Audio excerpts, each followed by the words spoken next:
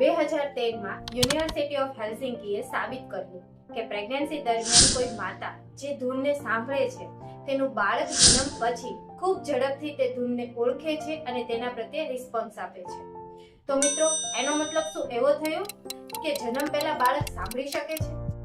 Hello, હું છું doctor Navika અને આજે આપણે વાત કરવાના છીએ કે મ્યુઝિક પ્રેગ્નન્સી દરમિયાન બાળક અને મધરને કઈ રીતે અસર કરે છે.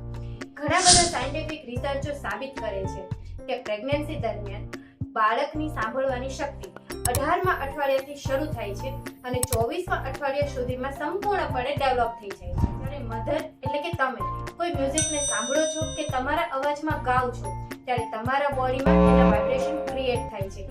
આ વાઇબ્રેશન ગર્ભમાં રહેલા એમ્નિયોટિક ફ્લુઇડ દ્વારા તમારા બાળક સુધી પહોંચે છે. આ વાઇબ્રેશનો દ્વારા બાળક મ્યુઝિકના લય, તાલ, શબ્દો અને અવાજોને ઓળખે છે. પોતાના ચહેરાના હાવભાવ દ્વારા અને શરીરના હલનચલન દ્વારા તેના પ્રત્યે રિસ્પોન્સ આપે છે. દરરોજ સંભળાતા એક જ પ્રકારના મ્યુઝિકથી બાળક વધારે હેબિચ્યુઅલ બને છે, ફેમિલિયર બને છે. આથી જન્મ પછી જ્યારે તેને તે મ્યુઝિક સંભળાવવામાં આવે છે તો તેના પ્રત્યે ઝડપથી રિસ્પોન્સ આપે છે. એનો મતલબ એ જ મિત્રો કે મ્યુઝિક બાળકના બ્રેઇન અને સબકોન્શિયસ માઇન્ડને ટ્રેન કરે છે. પરંતુ પ્રેગ્નન્સી દરમિયાન અલગ મ્યુઝિક બાળકના આઈક્યુ એટલે કે બુદ્ધિ અને ઈક્યુ એટલે કે સ્વભાવ પર જુદી અસર કરે છે. આ દરમિયાન દરેક માતા-પિતા એક ખૂબ મોટી ખતરનાક ભૂલ કરે છે.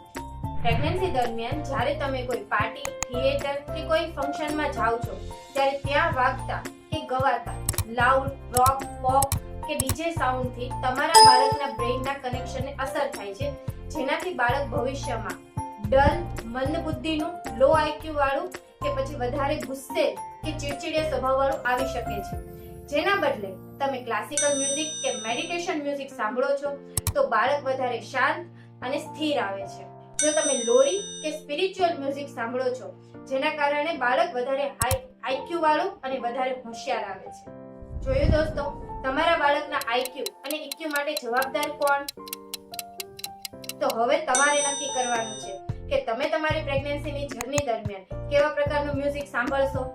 મને કમેન્ટમાં જરૂરથી જણાવજો અને આ વિડીયો તમારા જેવા બીજા પ્રેગ્નન્ટ કપલને કે પ્લાનર કપલને મોકલવાનું ભૂલશો નહીં.